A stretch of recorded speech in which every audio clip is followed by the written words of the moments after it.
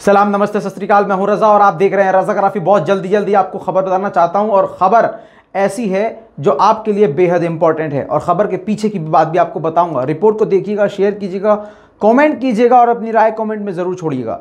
दोस्तों, यूएन में क्या हुआ, सभी यही सोच रहे हैं। सब ये सोच रहे हैं कि यूएन बहुत ताकतवर है, लेकिन यूएन खोखला साबित हो गया है। जी हाँ दोस्तों, सबसे पहली बात मैं आपको यह बताना चाहता हूँ कि यूएन की मीटिंग बैठ ही नहीं रही थी। अमेरिका राजी नहीं हो रहा था यूएन की मीटिंग के लिए। जी हाँ, मीटिंग ही नहीं रख रहा था क्योंकि यूएन का हेड अमेरिका है और अमेरिका ही इसको लीड करता है। और जानबूझकर अमेरिका ज़बरदस्ती इसको टरका रहा था, ये कहते हुए कि अभी उसको घरेलू काम है, अपने देश के कुछ ज़रूरी काम हैं उसको निपटाने हैं, अभी उसके पास वक्त नहीं है।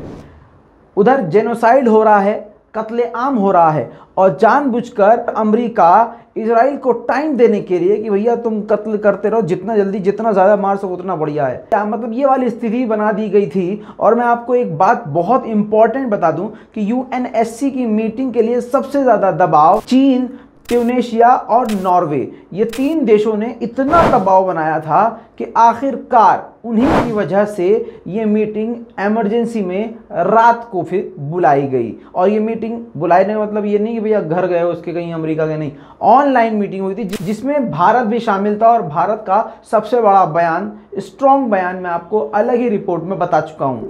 दोस्तों, इस मीटिंग में ट्यूनीशिया ने जो बात कही वो काफ़ी बड़ी थी।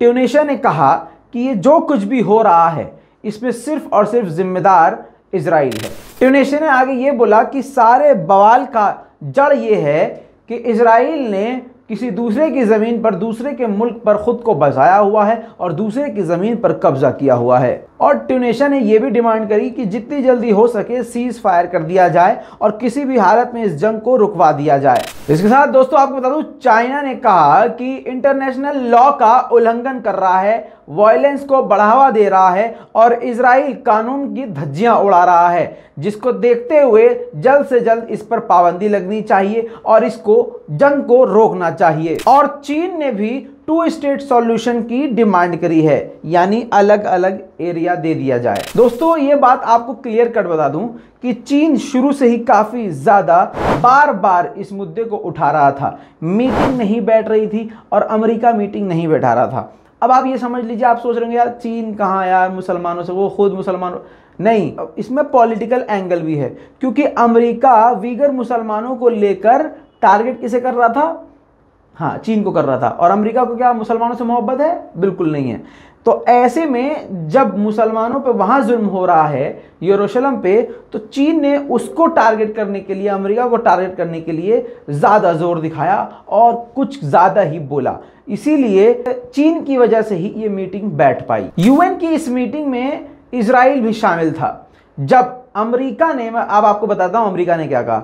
जब ये सब इल्ज़ाम लग चुके और सारी बातें हर देश कह चुका, अब सबसे इम्पॉर्टेंट स्टेटमेंट अमेरिका का होना था, लेकिन अमेरिका ने साफ मना कर दिया और कह दिया इजराइल तो अपना बचाव कर रहा है। बहुत सारी बातें कही। 100% बात यह है कि जितने भी यूएन में लोग थे सबने मिलकर एक बयान जारी किया था और अकेले अमेरिका ने उस बयान को रिजेक्ट कर दिया। ये चीज़ देखते हुए इजराइल के मिनिस्टर जो वहाँ पर मौजूद थे मीटिंग में, उसकी हिम्मत बढ़ गई और उसने कहा कि कोई सीज फायर की बात नहीं होगी, कोई भी हमला नहीं रुकेगा, अभी मामला बहुत ज़्यादा ख़राब है और अभी हमारा इस मैटर पे बात करने का मूड नहीं है। दोस्तों, आपको बता दूं, यूएन में मीटिंग चल रही थी और उस तरफ गाज़ा पर अपनी पूरी ताकत के साथ इजराइल बमबारी कर रहा था। और ऐसी बमबारी कि पिछले 4-5 दिनों में सबसे खतरनाक बमबारी कल की रात से लेकर अभी तक जारी है, जिसमें आज सुबह के आंकड़ों के अनुसार 190 से ज़्यादा